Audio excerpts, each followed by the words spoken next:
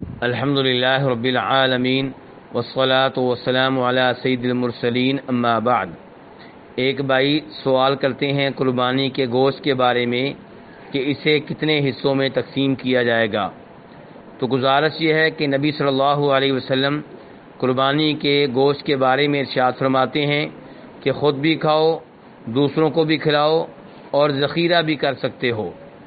دوسری طرف قرآن حکیم میں اللہ تعالیٰ فرماتے ہیں فَكُلُوا مِنْهَا وَأَطْعِمُوا الْقَانِعَ وَالْمُعْتَرَّ کہ قربانی کے گوشت میں سے خود بھی کھاؤ اور ان لوگوں کو بھی دو جو مانگنے کے لیے آتے ہیں، فقیر اور مسکین ہیں، اور انہیں بھی دو جو قناعت کرنے والے ہیں، یعنی کہ مانگنے کے لیے نہیں آتے۔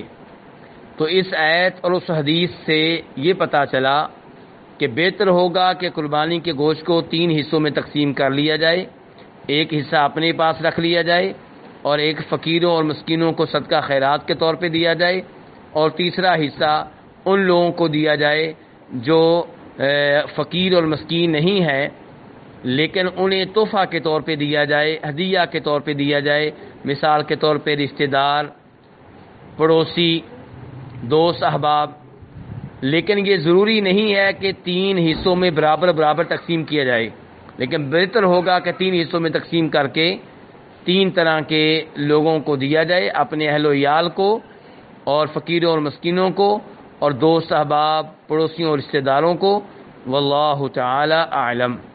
دینی رہنمائی کے لیے ہمارے چینل کو سبسکرائب کر دیجئے اور گھنٹی کے نشان کو دبا دیجئے تاکہ آپ کو مزید قیمتی ویڈیوز ملتے رہیں۔ جزاک اللہ خیر۔